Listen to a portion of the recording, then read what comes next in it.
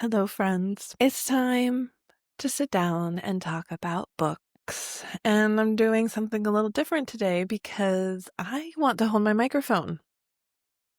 Who is she? She's just going to hold her microphone because I feel cute and sweet today. So we're just going to go with like a low key chill review today. It should come at no surprise to you that I read a book and I have a lot of thoughts, but it's true. And I have a lot of thoughts about the Midnight Feast.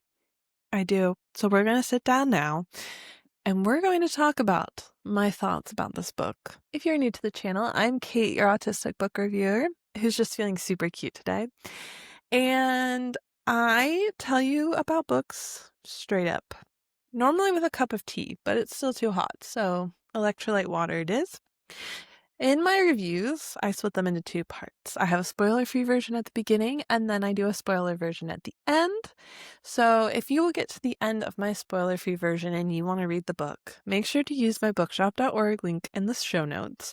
Not only are you not buying your book on Amazon, you can also support an independent bookstore, and you support your content creator by giving me a small kickback and using my affiliate link. No extra cost to you. So let's talk breakdown. I do think that this book was appropriately hyped. I might recommend it to certain people.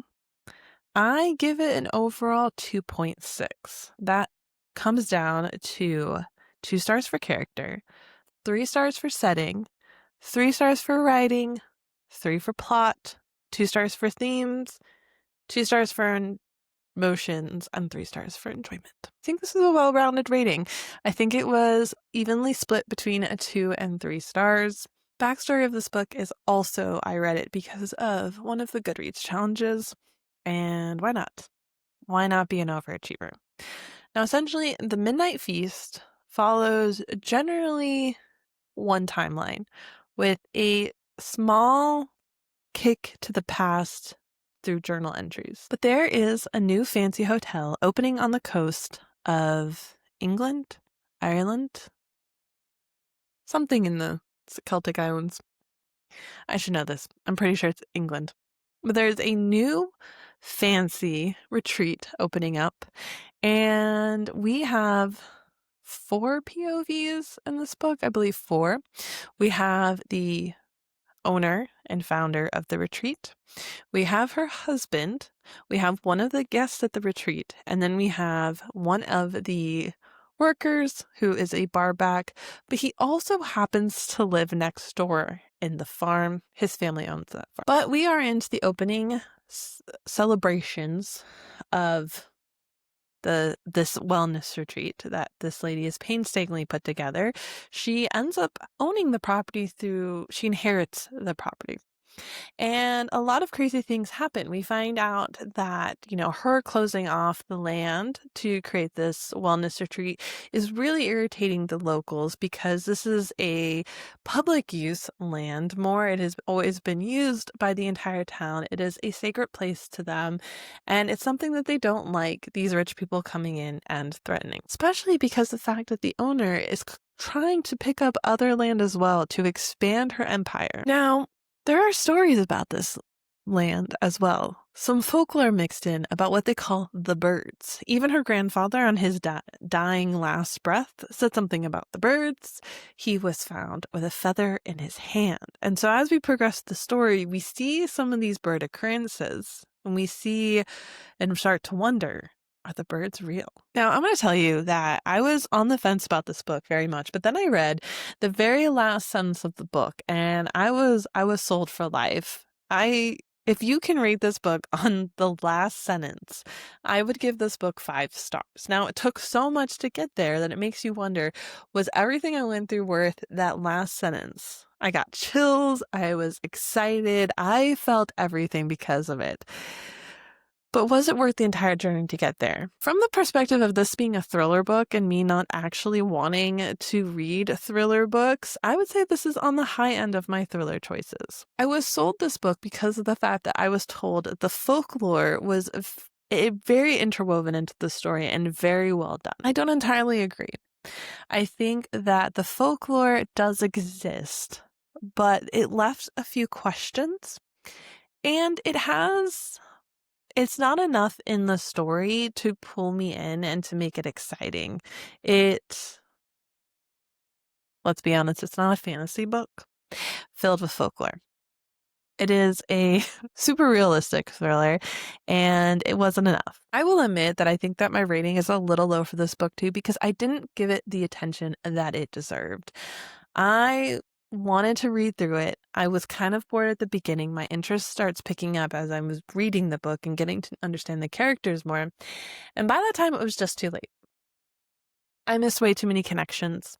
I missed way too many plot points, and I just had to hold on to the handrail and enjoy the rest of the ride and just get out of it what I could. Because I think if I had gone in focused and more interested, this book would have given me more enjoyment, which would have bumped the rating up altogether. The characters and the story were fresh. I appreciated that the characters were not super caricatures. They were unique without delving too much into the psychology of them. I hate when you are like, I'm reading a thriller, but I'm going to make it into the psychology of these people more and less about the actual like, oh my God moments. That's not why I'm reading this book. If I wanted a caricature or a character study or something about the characters, I'll pick up lit fic at that point. I'm reading a thriller. I want there to be twists and turns. I want there to be plot points. I want there to be these moments, the staccato rhythm. I don't care about the people too much, but I was given enough. You still have to give me something. I know I'm complaining. You still have to give me some character development, and that it was great. And then mixed in with the fresh story and the interweaving of all the characters and the 4 POVs, and I have to say, it won me over. Diary entries also really worked for me. I found them to be quite intriguing. They blended in and were able to bring the past up to the present. They were well placed in the story to reveal what we needed to know. They provided the major points of the connections that when they're revealed in the current timeline, we're like, ugh. So the more I sit with this, the more I'm like, I should have rated this higher, but the numbers don't lie. And this is why I'm trying something new. I have gone through this whole book logging system. I have charts and graphs, and I have all of these drop down menus and these choices. And so I'm going for an average here. And to be honest, my enjoyment of reading this book really was only a 3. And the characters really were only a 2. So when you're looking at numbers like that, it's just the numbers don't lie. This is mathematical now. This is less.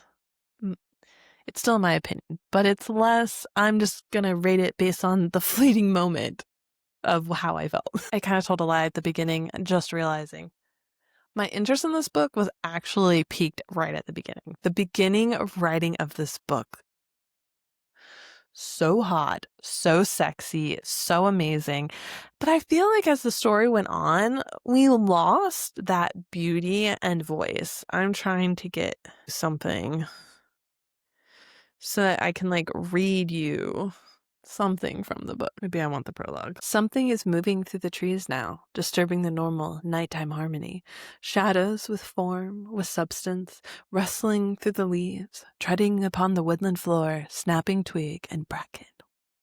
That's paragraph 2 of the prologue. So yeah, I was super sucked in and impressed by the writing, but like I said, I felt like Foley really lost that descriptive. How do I describe this writing? I feel like it's very similar to my style, and I don't have a word for it. But it's descriptive in a way that isn't. It's descriptive without being explaining. There's a word for it, but my brain is broken. It's the end of the day. Ooh. You're more immersed into it.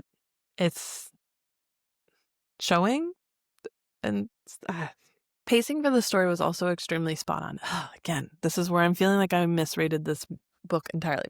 The pacing was perfect. I was not sitting here being like, come on, will you just reveal it to the characters? I already know the answer to this. I did not feel that way about any of the story whatsoever, to the point that I actually didn't see the big reveal coming at the end. Everything that Foley did in the story was extremely intentional, and I think that that's the other reason that I kept coming back to this book and I wasn't bored. I felt and understood everything going on. I felt the purpose, the reasoning, the story, the characters, the movements.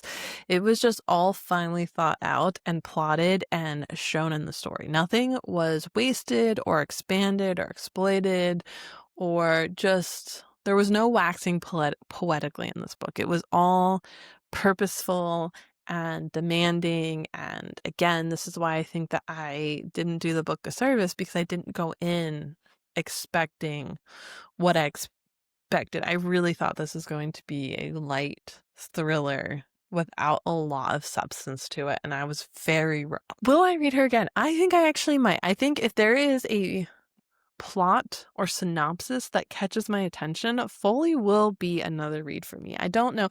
I have not looked at her backlog, but I'm going to, because if I need like a palate cleanser, this could honestly be a new palate cleanser for me. I know, a thriller being a palate cleanser. But your girl sometimes needs a break from the crazies.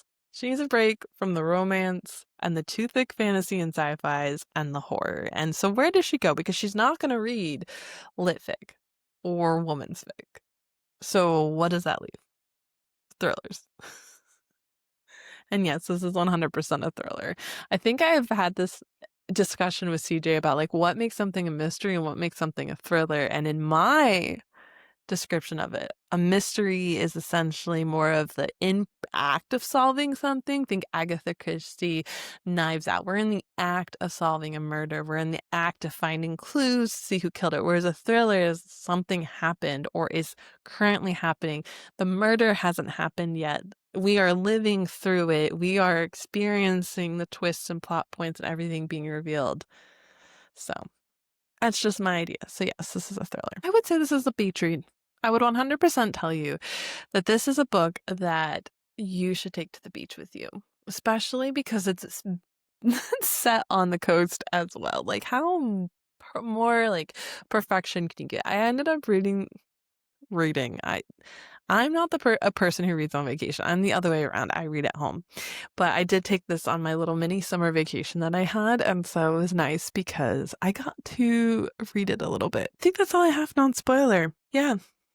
I think that's all I have to say. Alrighty, friends. So I'm going to be switching to spoilers now. So it's okay. Click away. Ruin my metrics. I don't mind. But once you've read the book, come back and listen to my spoiler section and hear my deep thoughts. Okay. So I am back. Hopefully you've clicked away if you haven't read the book. But the more I think about it, the more that last line just took me home, which is essentially when all the people that are playing the birds get called the old birds. You know, that saying about older women? And that just rocked me to my core and just brought it all around. And like, I want a historical fiction book about these ladies and how they started this folklore group of theirs, and because it clearly has gone back in history for quite a while, because the fact that it has now become a folklore in general. Like, what was the inciting incident that made these ladies feel that they had to take justice into their own hands, and they thought it was a good idea to be birds? Like, was this based on a folklore that already existed that they were building off of, or did they become the folklore themselves? That's the book I want. That is the book I want. So I don't think we'll get it, but a novella? Foley, will you write a novella? Something? Like, just, can you give us something? A blog post? Can you just, I want to know more. Like, I will rush and buy that book. 100 trillion%, because I want to know. Yeah, I didn't see the reveal coming. I want to kick myself, but I wasn't paying attention. Either that or Foley did a very good job hiding the fact that Cora was Owen's mom. I want to say I missed words because I know his mom went missing. Like, I think the reveal of him being shrimp anyway was a shock that was not. It was well done, but I don't think it was foreshadowed. Owen being shrimp. I don't think that was foreshadowed. However, I think the fact that Cora was Owen's mom was, and I don't know, maybe I wasn't paying attention during that part when he was talking about the history of his mom disappearing. Oh shit, it's happened again. where I have the light bulb go off in the moment of doing this podcast. But there is the comment where he says that his mom disappears and then suddenly $20,000 shows up at their doorstep, essentially. There you go. That's the big reveal that his mom was murdered and they paid them off. Which probably helped because then it essentially helps them to leave town and disappear, which is exactly what that family wanted all along. She just seems so young in the story. Like, I did not see that coming because to me, she felt like she was 19, just years older, not someone with, what was he, an 8-year-old? Also, really just want to fucking kick myself for not realizing that the cop is the brother. Ugh. I don't know why I didn't do that. I should have seen that coming. It was so obvious. He pointed constantly to the fact that there was something about that town that was drawing him in and that he knew something and that there was something going on. So, as far as I understand, he decided to come back to the town because he wanted to be with his family. Like, he made the choice. He wasn't just sent there for the murder, I'm pretty sure. I think. Again, what the fuck was I paying attention to? But what is such a cute, beautiful moment. Like, he never killed himself. He was alive. It gave, what's her name? Bella? Yeah, Bella. It gave Bella a chance to realize that he was fine, that she didn't destroy 2 lives that night.